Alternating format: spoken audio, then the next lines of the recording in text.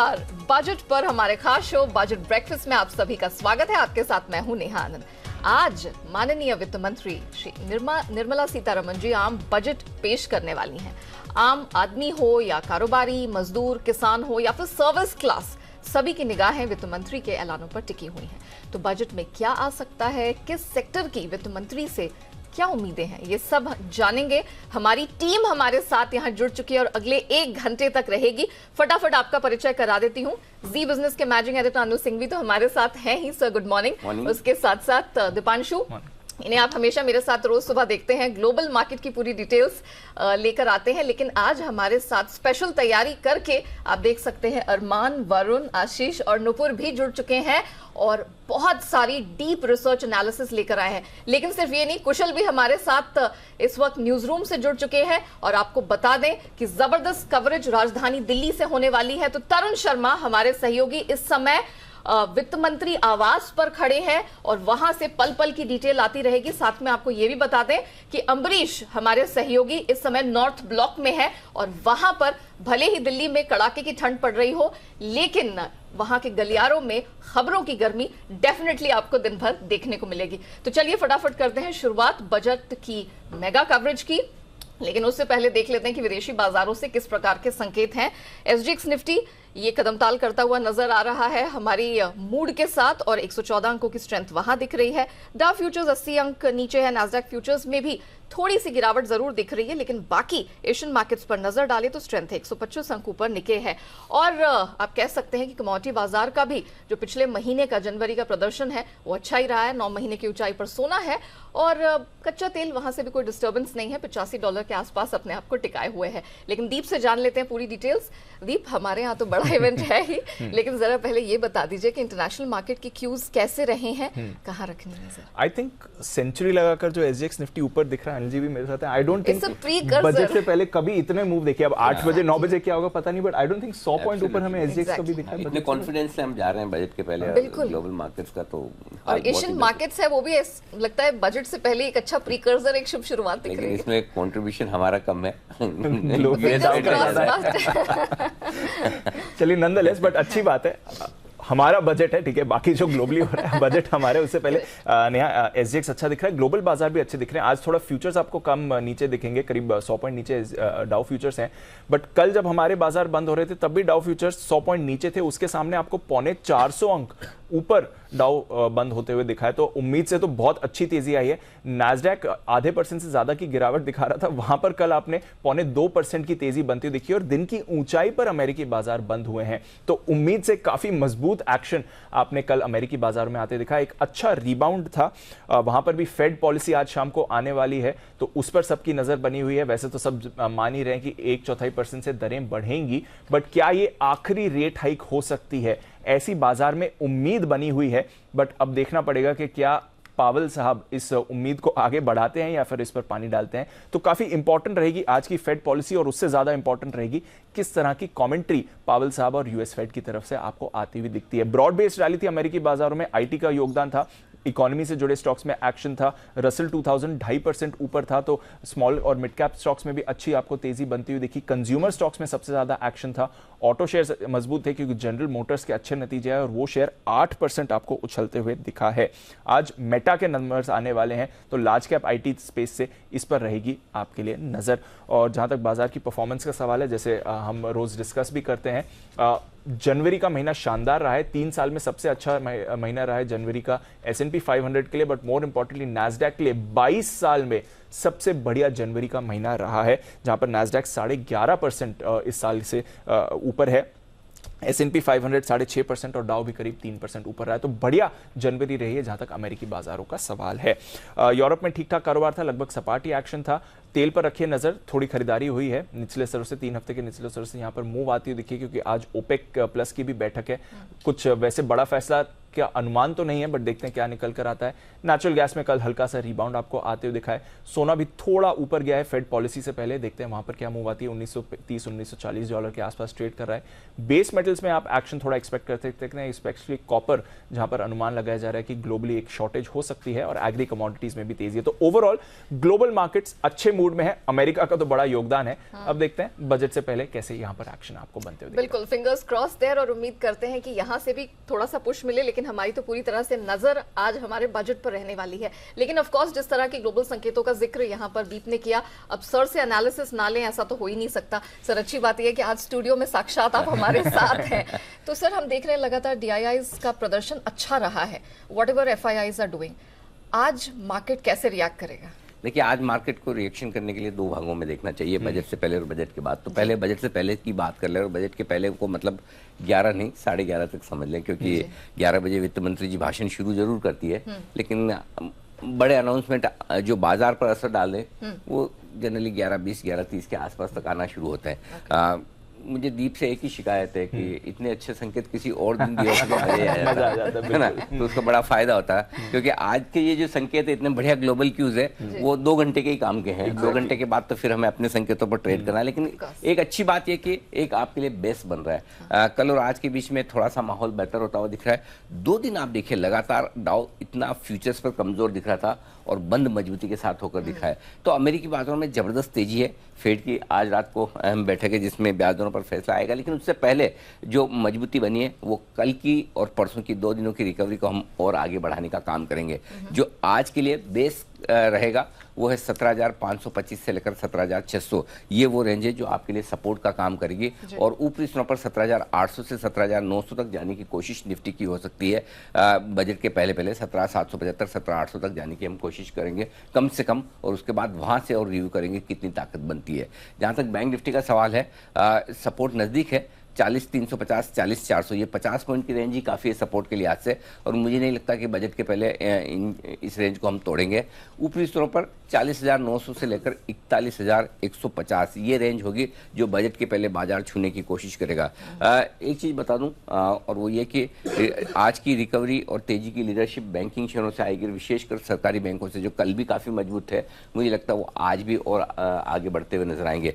NBFCs ये थोड़ी मजबूत रह सकती है। सीमेंट कंपनियों में थोड़ा एक्शन तेजी का और बन सकता है। सो ओवरऑल प्री बजट आप तेजी के लिहाज से देखें, पावर स्टॉक्स मजबूत हो सकते हैं। इन फर्टिलाइजर शेयरों में थोड़ी और खरीदारी हो सकती है। सो काफ़ी कुछ है आपके पास शुरुआती 1-1.5 घंटे के लिए, 2 घंटे के लिए, मतलब 9:15 से 11:15 तक तो आपके पास मैदान खाली है। आराम से खेलो। तो मतलब यहाँ जितने भी हमारे ट्रेडर्स हैं या जितने व्यूअर्स हैं, पार्ट में उनके पास आप कह सकते हैं कि अच्छी खासी कमाई का मौका बिल्कुल है। और एक और विशेष तैयारी हमने जो नेहा की है वो बजट के बाद की भी है कि बजट तक तो ठीक है, बड़ा प्रेडिक्टेबल मार्केट है कि भाई ठीक है, आपको 100 पॉइंट SGX से ऊपर दिख रहा है, मजबूत है। 2 दिनों से हम खराब माहौल में भी रिकवर हो रहे हैं, लेकिन बजट के बाद क्या?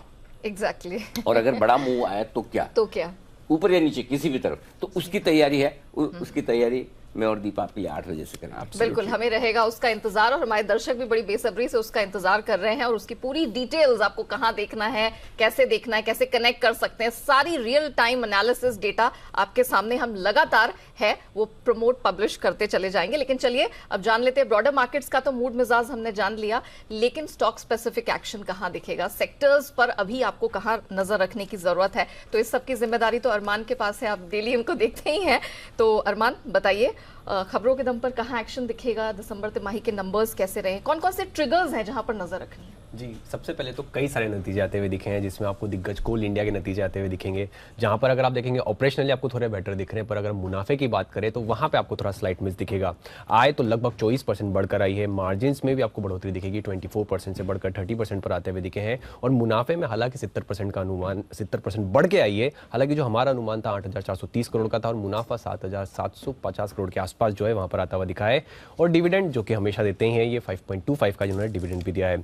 पावर ग्रिड की बात करें तो यहां पर अगर आप जो हमारा अनुमान था उससे बेहतर नतीजे आपको आते हुए दिख रहे हैं। आय में लगभग 8% के आसपास की बढ़ोतरी है, मार्जिन्स भी लगभग फ्लैट रहे हैं, थोड़े से इंप्रूव होकर आए हैं। वहीं मुनाफे की बात करें, मुनाफा लगभग 11% बढ़कर आता हुआ दिखा है। चोला इन्वेस्टमेंट की बात करें तो वहां पर भी आपको नतीजे बढ़िया दिख रहे हैं। एनआईएस लगभग 17% बढ़कर आए हैं। मुनाफे में भी आपको लगभग 30% के आसपास की बढ़ोतरी दिखेगी और एनएनपीएस अगर आप देखेंगे तो वो 4.1% से गिरकर 3.8% पर आते हुए दिखे हैं, जो कि अच्छी बात है। जीएसपीएल नतीजे आपको ओवरऑल थोड़े कमजोर दिख रहे हैं। आय लगभग फ्लैट ही रही है, 1% गिरकर आई है, पर मार्जिन में आपको बड़ा कट दिखेगा। 26.4% से गिरकर 19% के आसपास जो है आते हुए दिखे हैं। इंडियन होटल्स की बात करें, सारे पैमानों पर अगर आप इन नतीजे देखेंगे काफी बढ़िया नतीजे हैं।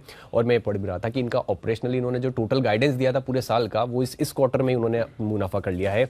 आय लगभग 50% के आसपास बढ़कर आई है। मार्जिन 28.9% से बढ़कर 35.4% पर आते हुए दिखे हैं और मुनाफे में 75 करोड़ का जो मुनाफा था वो बढ़ के 383 करोड़ का जो है वो होता हुआ दिखा है। श्रीराम फाइनेंस की बात करें, यहां पर भी नतीजे बढ़िया दिख रहे हैं। एनआईएस लगभग 80% बढ़कर आई है। मुनाफा 2.5 गुना से ज्यादा जो है वहां पर आता हुआ दिखा है। और आपको रिटर्न ऑन असेट्स की बात करेंगे, रिटर्न ऑन असेट्स में भी काफी बढ़िया सुधार दिखा है। 1.9% से बढ़कर 3.4% के आसपास आते हुए दिखे। और अंत में अगर आप बात करें मैक्स फाइनेंशियल सर्विसेज की, तो यहां पर नतीजे बढ़िया हैं। हालांकि जो हमारा अनुमान था उससे थोड़े कमजोर नतीजे आते हुए दिखे हैं। ग्रॉस प्रीमियम इनकम लगभग 12% बढ़कर आई है। वीएनबी मार्जिन, जो कि यहाँ पर इस सेगमेंट में देखा जाता है, अगर आप वीएनबी मार्जिन देखेंगे यहाँ पर 25.1% से बढ़कर 31.8% आते हुए दिखे, जो कि अच्छी बात है। और मुनाफे में भी आपको अच्छी बढ़त दिखेगी, लगभग 75 करोड़ से बढ़कर 225 करोड़ आते हुए दिखे। चलिए, तो इन नंबर्स के बाद ये जो रिस्पेक्टिव स्टॉक्स हैं इसमें तो आज एक्शन दिखेगा ही, लेकिन अरमान ये भी बता दीजिए कि स्टॉक्स इन न्यूज की लिस्ट क्या कहती है और महत्वपूर्ण ट्रिगर्स आज कौन से हैं? बिल्कुल, आज भी निफ्टी में अगर आप बात करेंगे तो ब्रिटेनिया इंडस्ट्रीज के नतीजे हैं। एफ&ओ में भी कई सारी कंपनियों के नतीजे हैं, जिसमें Ashok Leyland, Hindustan Copper, Jubilant FoodWorks, Tata Chemicals, IDFC, Whirlpool company जैसी है, वहां पर आपको उनके नतीजे आते हुए दिखेंगे। टेक्नोक्राफ्ट इंडस्ट्रीज, जिनका बायबैक आज से जो है शुरू होने वाला है। टाटा मोटर्स, जहां पे जो उनकी पीवी की पैसेंजर व्हीकल की जो कीमतें हैं वो अब से 1.2% जो है बढ़ी जाएगी। जनवरी ऑटो सेल्स का डेटा भी आने वाला है और रिवाइज्ड इलेक्ट्रिक कोड जो है वो आज से लागू हो जाएगा। और इक्विटी म्यूचुअल फंड के लिए जो सेटलमेंट पहले T+3 का था वो अब जो है T+2 में से होता हुआ दिखेगा। खबरों में अडानी एफपीओ का जो एफपीओ अपडेट है, आपको कुल जो ओवरऑल सब्सक्रिप्शन है वो मिलता हुआ 1.26 टाइम्स बढ़ता हुआ दिखा है, जिसमें एनआईएस ने 3.3 टाइम्स जो है बढ़ा है। सिंजिन इंटरनेशनल और बायोकॉन पर आपको ध्यान रखना है, क्योंकि रिपोर्ट से ब्लॉक डील के जरिए जो प्रमोटर्स बायोकॉन जो है अपने हिस्सा बेच सकते हैं और लगभग अगर आप देखेंगे बायोकॉन 10% हिस्सा जो बेच सकते हैं और भाव 560 से 562 के आसपास का जो है वहां पर बताया जा रहा है। और सिंजिन के लिए एक और खबर भी है, जिसमें इन्होंने हैदराबाद में जहाँ पे ऑपरेशंस को ये अपने बेचेंगे, हैदराबाद के ऑपरेशंस को 400 करोड़ के आसपास जो बताया जा रहा है उसमें ये बेची जाएगी। सिप्ला, इनकम टैक्स डिपार्टमेंट ने सिप्ला के ठिकानों पर छापेमारी करी है और जो छानबीन करी है। और अगर आप छानबीन का अगर मकसद देखेंगे देखने के लिए, कहीं टैक्स चोरी तो नहीं है ये किया गया है, इसलिए जो है छापेमारी छानबीन है जो की गई है। एयरलाइंस पे भी आपको ध्यान रखना होगा, क्योंकि जो आईओसी ने लगभग एटीएफ की जो दरें हैं वहां पर बढ़ोतरी करी है। 4218 4218 के आसपास जो है वहां पर बढ़ोतरी की गई है। एमजीएल, उन्होंने सीएनजी की कीमतों में घटाया है, 2.5 प्रति केजी जो है घटाई है। वोडाफोन आइडिया, वेंडर एटीसी को दोबारा 1600 करोड़ जो है ऑप्शनली कन्वर्टेबल ओसीडी की अगर बात करेंगे वो जारी करने के लिए बोर्ड से मंजूरी मिलती हुई दिखी है। और अंत में टाटा मोटर्स की बात करें तो कंपनी को टीपीजी राइस से लगभग 3750 करोड़ की दूसरी और आखिरी पूंजी की किस्तें मिली हैं और लगभग अगर आप देखेंगे ओवरऑल 7500 करोड़ की पूरी पूंजी निवेश मिलाकर अगर आप टोटल हो जाता है, जो पहले अभी 3750 मिला है और टोटल अगर 7500 हो जाता है। चलिए, तो हमने ये तो जान लिया कि चुनिंदा सेक्टर्स में, स्टॉक्स में आपको आज कहां नजर रखनी है, खबरों के दम पर कहां पर एक्शन मिलने वाला है। लेकिन आज तो सब यही जानना चाहते हैं कि आखिर क्या आ सकता है इस बजट में। इससे जुड़ी काफी कड़ी हम आपके सामने रख चुके हैं, लेकिन आज का दिन है महत्वपूर्ण।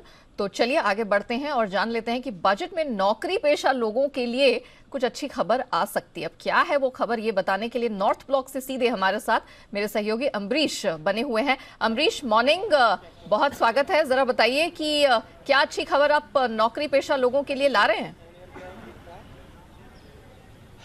जी, नौकरी पेशा से लेकर दुनिया में जितने भी लोग हैं देश के, सबकी उम्मीदें हैं इस बजट से। और जो हमारे जो एक्सक्लूसिव सूत्र बता रहे हैं उसके अनुसार एचआरए से रिलेटेड कुछ अनाउंसमेंट इस बजट में आ सकती है। जो जानकारी हमें मिली उसके अनुसार जितने भी मेट्रो शहर है उनको ज़्यादा जो एचआरए मिलता था, अब लगभग देश के सभी शहरों में वही एचआरए सारे लोगों को मिलेगा, सारे नौकरी पेशा लोगों को मिलेगा। तो ये एक अच्छी खबर बजट से आ सकती है। इसके अलावा डीए जो एचआरए पर मिलता था, जो कि नौकरी पेशा नहीं है उनको, वो भी बढ़ सकता है। यानी कि कुल मिलाकर जो अलॉटमेंट है, जो छूट है एचआरए की, वो बढ़ सकती है। ये उम्मीद की जा सकती है इस बजट से। जी ओके चलिए, तो कुछ अच्छी खबरें खुलती हुई दिखाई दे सकती हैं वर्किंग क्लास के लिए।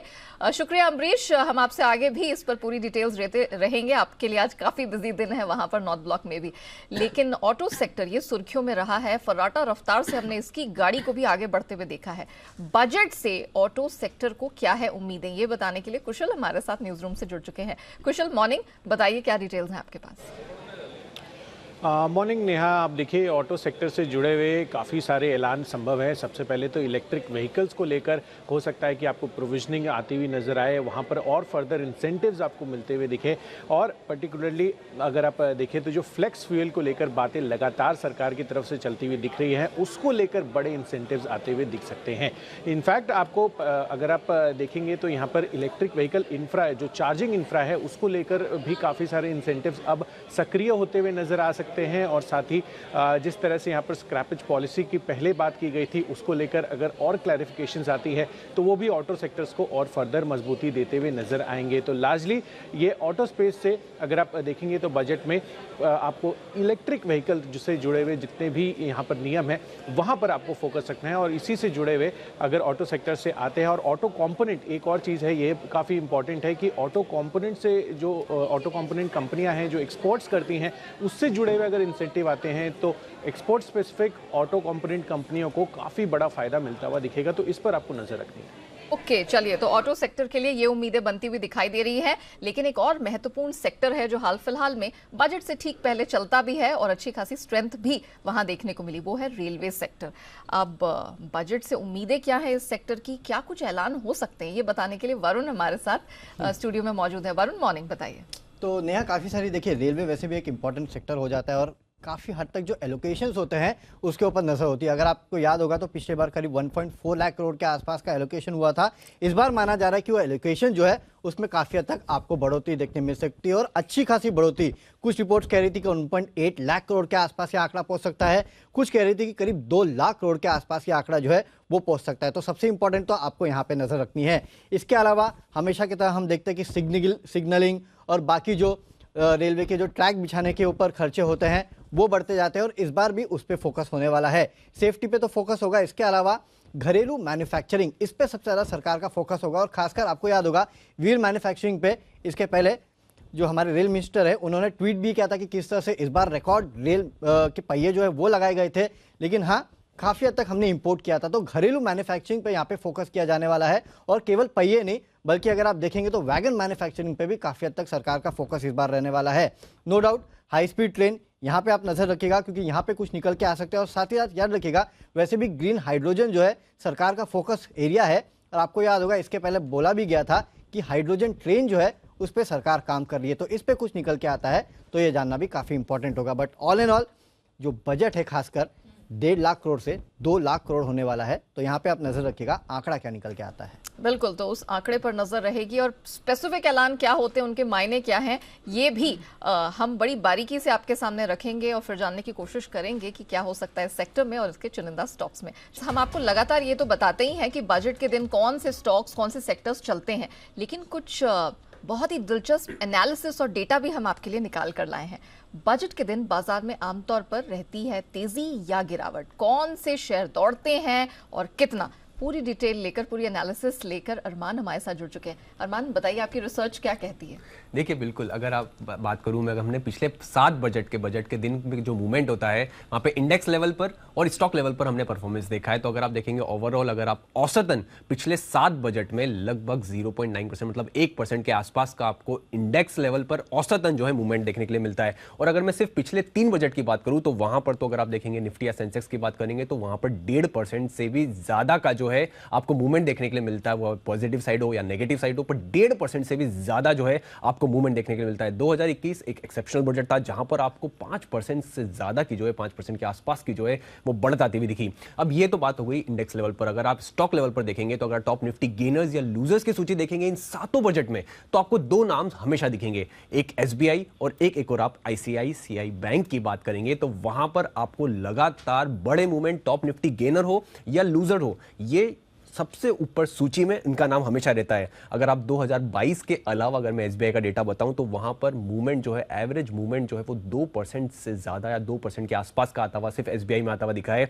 और वहीं आईसीआईसीआई बैंक की बात करूं तो 2018 के अलावा अगर बात करें तो लगभग 2.5% से ज्यादा आपको मूवमेंट आते हुए दिखा है। मिसाल के तौर पर अगर आप देखेंगे एसबीआई में 2021 में 10%, 2020 में -5%, 2019 में -3.5%, 2017 में +4.5%।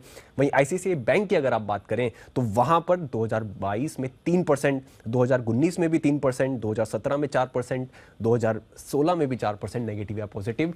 तो ओवरऑल आपको इंडेक्स लेवल पर तो 1% के आसपास का मूवमेंट, पिछले अगर आप देखेंगे पिछले 3 बजट में लगभग 1.5% के आसपास का मूवमेंट आते हुए दिखता है। और स्टॉक लेवल पर जो सबसे ज्यादा मूवमेंट आपको आता है निफ्टी में, बैंक निफ्टी की बात करेंगे तो स्टॉक है एसबीआई और ICICI bank.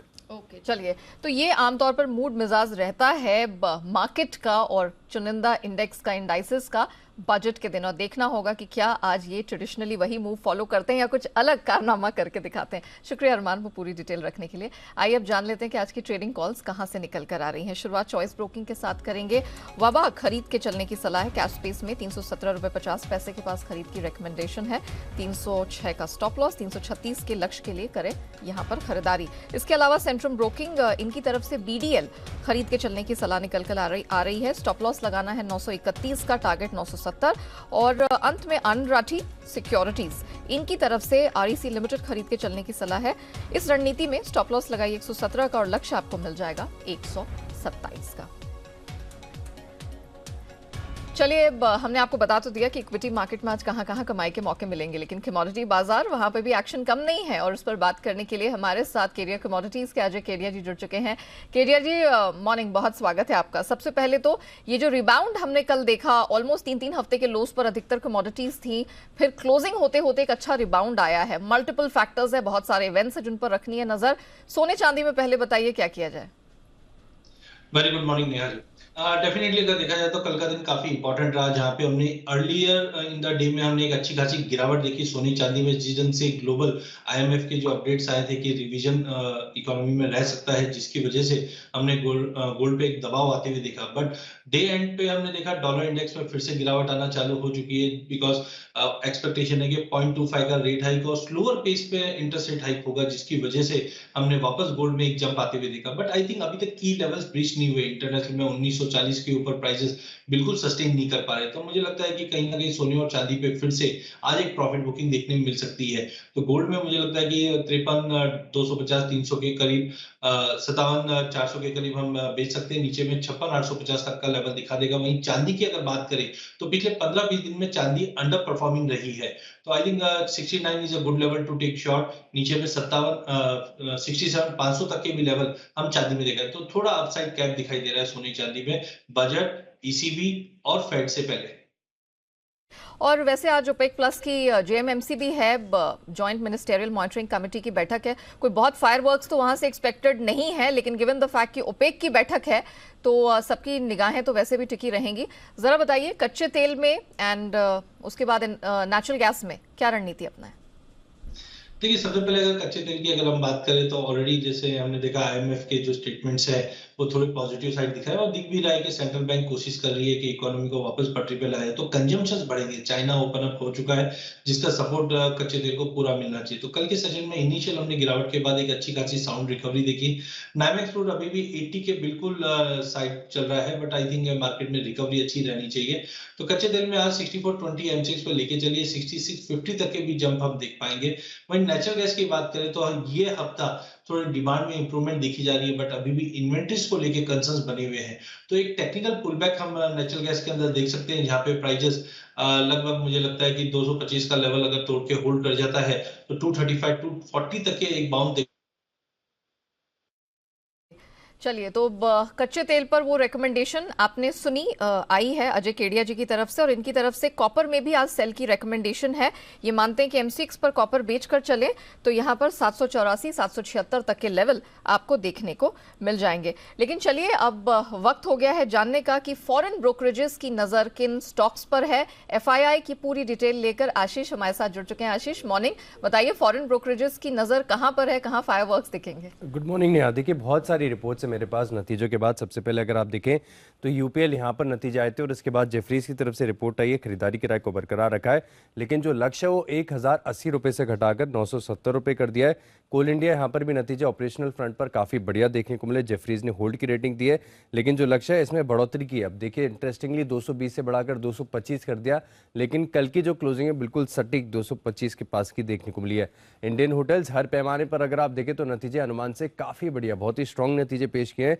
JP Morgan neutral की रेटिंग को बरकरार रखे हुए, लक्ष्य 310 से बढ़ाकर 330 कर दिया है, लेकिन स्टॉक चल रहा है 301 रुपये पर। जेएसपीएल यहाँ पर नतीजे देखिए सबको पता था कमजोर आएंगे, मेटल कंपनीज में सबके जो मार्जिन है काफ़ी हद तक घटे हैं। सीएलएसए को भी पता था, इसके लिए शायद अब उन्होंने अपने व्यू को थोड़ा सा बदला है, रिड्यूस से रेटिंग को बढ़ाकर अब अक्यूमुलेट की रेटिंग दी है, यानी रेटिंग को कर दिया है अपग्रेड। और लक्ष्य भी अगर आप देखें तो 610 रुपये से बढ़ाकर 670 रुपये कर दिया है। 584 की क्लोजिंग, यानी अपसाइड अभी नतीजों के बाद जो है एक्सपेक्ट करके चल रहे हैं।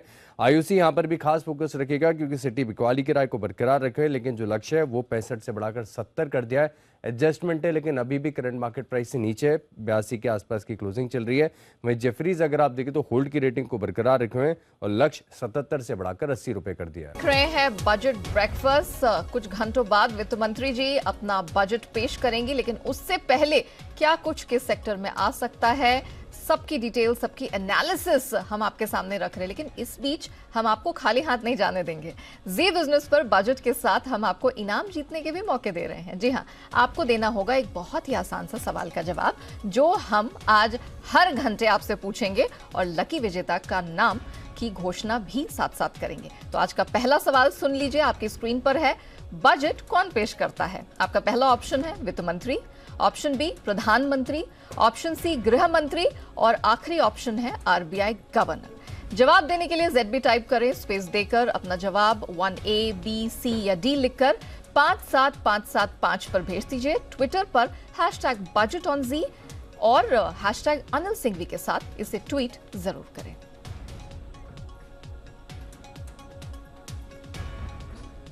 चलिए अब जान लेते हैं कि किस सेक्टर को इस बजट से क्या है उम्मीदें, क्या कुछ आ सकता है। बजट में इंश्योरेंस कंपनियों के लिए क्या अच्छी खबर आने वाली है, आ सकती है, इसकी पूरी डिटेल लेकर तरुण हमारे साथ जुड़ चुके हैं। तरुण, मॉर्निंग, जरा बताइए क्या खुशखबरी लेकर आ रहे हैं सेक्टर के लिए? बिल्कुल, इंश्योरेंस अमेंडमेंट बिल आने की उम्मीद है इस बजट में, और सबसे इम्पॉर्टेंट ये होगा कि इसमें जो नेटवर्थ की जो बात है उसको घटाया जा सकता है। हाल में 100 करोड़, यदि किसी नई कंपनी को इंश्योरेंस कंपनी खोलनी है तो 100 करोड़ का नेटवर्थ रखना होता है, उसको घटा के 50 करोड़ लाने का प्लान है। साथ ही कंपोजिट, यदि कोई हेल्थ इंश्योरेंस कंपनी में जो बिजनेस कर रहे हैं वो लाइफ इंश्योरेंस कर सकते हैं, जनरल इंश्योरेंस में काम कर सकते हैं। तो ये इंश्योरेंस अमेंडमेंट बिल पर चर्चा आज बजट में हो सकती है। हो सकता है कि बिल इस बजट सेशन में ना पेश हो, लेकिन क्योंकि ये पूरे साल का रोड मैप होता है तो उसमें वित्त मंत्री जरूर इस पर बात कर सकती हैं और बता सकती हैं कि इंश्योरेंस के लिए हम क्या क्या करना चाहते हैं। इसके साथ साथ हो सकता है कि हेल्थ इंश्योरेंस सभी लोगों के लिए अवेलेबल करा दें। जो 32% जो मिडिल क्लास हैं उनके लिए हेल्थ इंश्योरेंस कैसे सस्ते दर में उपलब्ध कराया जाए, इस पे भी वित्त मंत्री आज बात कर सकती हैं। चलिए, तो ये वो डिटेल्स हैं जो इंश्योरेंस सेक्टर में देखने को इस बार कह सकते हैं वित्त मंत्री जी के पिटारे से मिल सकती हैं। लेकिन डिफेंस सेक्टर बजिंग रहा है और बहुत कुछ डेवलपमेंट्स हमने यहाँ पर बनते हुए देखे हैं, लेकिन इसकी भी उम्मीदें हैं। और क्या है बजट से इनकी उम्मीदें, बताने के लिए नुपुर हमारे साथ है। नुपुर, बताइए क्या डिटेल्स हैं आपके पास? बिल्कुल, काफ़ी ज़्यादा उम्मीदें डिफेंस से, क्योंकि एक इम्पॉर्टेंट सेक्टर है ये और यहाँ पे हमेशा सरकार का फोकस रहा है। पिछले साल भी देखे तो डिफेंस मिनिस्ट्री, रक्षा मंत्रालय को करीबन 5.25 लाख करोड़ का एलोकेशन दिया गया था और इस बार अनुमान है कि 10 से 15% यहाँ पर ये जो एलोकेशन हुआ था पिछले साल वो इस बार बढ़कर हो सकता है। तो 10 से 15%, 5.25 लाख के ऊपर इस बार ये एलोकेशन जा सकता है। जिस हिसाब से डिफेंस के जो इक्विपमेंट्स होते हैं उसके प्रोक्योरमेंट को लेकर या हमारी जो थीम है इंडिया की, मेक इन इंडिया, उसके चलते अगर यहाँ पर कोई भी इंसेंटिव या मैन्युफैक्चरिंग के रिलेटेड कुछ भी अनाउंसमेंट आता है जिससे इन हाउस मैन्युफैक्चरिंग को बढ़ावा दिया जाए, उससे रिलेटेड कोई भी अनाउंसमेंट होगा तो उस पर नजर रहने वाली है और काफ़ी इंपॉर्टेंट होगा इस साल का। जैसे कि मैंने कहा था 10 से 15% ऊपर बढ़कर आ सकता है, तो यही है कि 6.5 लाख से ऊपर इस बार हो सकता है इंडस्ट्री एक्सपर्ट के अनुसार। और जो क्षेत्र में देखें तो एमएसएमई जो सेगमेंट है वहाँ पर भी फोकस है सरकार का। तो इससे रिलेटेड कोई भी इंसेंटिव, कोई भी अनाउंसमेंट, कोई भी बेनिफिट, कोई भी स्कीम आती है तो जहाँ पर बाजार की नज़र रहती है वो काफ़ी रहने वाली है और काफ़ी इंपॉर्टेंट सेक्टर भी है ये। इंडस्ट्री का ये भी कहना है कि R&D और प्रोक्योरमेंट जो डिफेंस प्रोक्योर करते हैं, डिफेंस इक्विपमेंट जो होते हैं उसे जो हम बाहर से प्रोक्योर करते हैं उससे रिलेटेड अगर कुछ भी आता है तो वो भी एक इम्पॉर्टेंट डेटा पॉइंट होगा इस सेक्टर के लिए। चलिए, तो डिफेंस सेक्टर के लिए, रक्षा क्षेत्र के लिए क्या कुछ आ सकता है वो नुपुर ने आपको बताया और हमारी भी नज़र इन सब पर रहने वाली है। लेकिन इंफ्रास्ट्रक्चर, इसे हम बिल्कुल मिस नहीं कर सकते क्योंकि ग्रोथ की गाड़ी तो यहीं से दौड़ के आगे बढ़नी है। तो इंफ्रास्ट्रक्चर की क्या है उम्मीदें, बताने के लिए आशीष हमारे साथ बने हुए हैं। आशीष बताइए। देखिए, काफ़ी सारी उम्मीदें, जैसे कि आपने कहा कि पिछले साल भी अगर आप देखें या फिर पिछले जो प्रीवियस बजट्स हैं यहाँ पर भी सरकार ने काफ़ी खास फोकस किया और इस बार भी माना जा रहा है कि रोड ट्रांसपोर्ट को लेकर जो है सरकार काफ़ी अपने एलोकेशन में बढ़ोतरी कर सकती है। इनफैक्ट जितना एलोकेशन पिछले साल था इसके मुकाबले आपको 20 से लेकर 25% तक के जो है एलोकेशंस बढ़ते हुए नजर आएंगे। प्रधानमंत्री ग्राम सड़क योजना, इसके ऊपर काफ़ी सारे ऐलान देखने को मिल सकते हैं। योजनाएं भी काफ़ी ज़्यादा बन चुकी हैं। साथ में हाउसिंग को लेकर, हाउसिंग फॉर ऑल को लेकर भी अगर कुछ होता है तो वो भी सीधे तौर पर अगर आप देखें तो इंफ्रास्ट्रक्चर में आएगा। वेयर हाउसिंग स्पेस है, लॉजिस्टिक स्पेस है, यहाँ पर भी जिस प्रकार से अगर आप देखें तो देश में जो ट्रांसपोर्ट की व्यवस्था है वो अगर सुधरेगी तो लॉजिस्टिक कॉस्ट कम होगा। तो इंफ्रास्ट्रक्चर को फोकस करना जो है सभी सेक्टर्स के लिए काफ़ी बढ़िया माना जाता है, जिसके चलते आप देखें कि यहाँ पर जो है सरकार फोकस करती हुई नजर आएगी। एक और स्पेस ऐसा है जहाँ पर इंफ्रा थोड़ा सा डेवलप हो रहा है क्लीन एनर्जी को लेकर, तो इसके चलते भी अगर कुछ बड़े ऐलान होते हैं तो यहाँ पर भी आपको नजर रखनी चाहिए। उम्मीदें काफ़ी है और सबको पता है कि सरकार का पूरी तरीके से फोकस है, लेकिन सबसे बड़ी बात यह है कि पिछले साल के मुकाबले अगर आप देखें तो जो एलोकेशन है इसमें आपको 20 से लेकर 25% तक का इजाफा देखने को मिलेगा। तो इंफ्रास्ट्रक्चर के लिए बहुत कुछ आप कह सकते हैं कि इस बार भी पिटारे में वित्त मंत्री जी के हो सकता है। ऑफ कोर्स इस सेक्टर की भी कुछ बड़े सपने हैं और कुछ बड़ी उम्मीदें हैं इस बार के बजट से। लेकिन सबकी नजर तो खास तौर से आप कह सकते हैं जो इंडिविजुअल टैक्स पेयर्स हैं वो नजर जमाए बैठे रहते हैं और इंतजार करते हैं बजट का। तो बजट में टैक्स छूट का बताया जा रहा है एक और विकल्प मिल सकता है।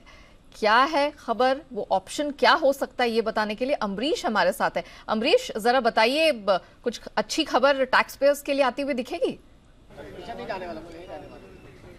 जी बिल्कुल, टैक्स पेयर को लगातार बजट से उम्मीद होती है और हर साल होती है और इस बार भी बजट में उनके लिए कुछ उम्मीदें की जा सकती है। जो हमें जानकारी मिली उसके अनुसार बजट में डेट लिंक सेविंग स्कीम का ऐलान हो सकता है, यानी कि जिस तरह से इक्विटी लिंक सेविंग स्कीम है उसी तरह से डेट लिंक सेविंग स्कीम का जो ऐलान हो सकता है और इसके जरिए सरकार जो है रिटेल निवेशकों के लिए बॉन्ड मार्केट का दरवाज़ा भी खोल सकती है और म्यूचुअल फंड भी इसको जारी कर सकते हैं। अगर DLSS की बात करते हैं तो उसमें डिवेंचर और कंपनी बॉन्ड की तरह ही 80% का जो प्रस्ताव है वो हो सकता है शामिल, यानी कि जो छूट अभी तक ELSS को मिलती थी वो डेट लिंक जो है एक ये जो सेविंग स्कीम है उसको भी मिल सकती है। तो कुल मिलाकर ये दो चीज़ें हैं जो कि इस बजट में हम अनाउंसमेंट की जा सकती है, जैसा कि हमारे सूत्रों से हमको जानकारी मिली है। इसके अनुसार टैक्स पेयर्स को और सारी जो छूट है जिसकी उम्मीद है, शायद हो सकता है कि इस बार नहीं तो अगली बार जो अंतरिम बजट होगा, क्योंकि वो चुनाव से ठीक पहले होता है, तो शायद उस समय हो, क्योंकि वो उनकी जानकारी में ज़्यादा समय तक रहता नहीं, इसलिए उस समय इसकी घोषणा हो सकती है।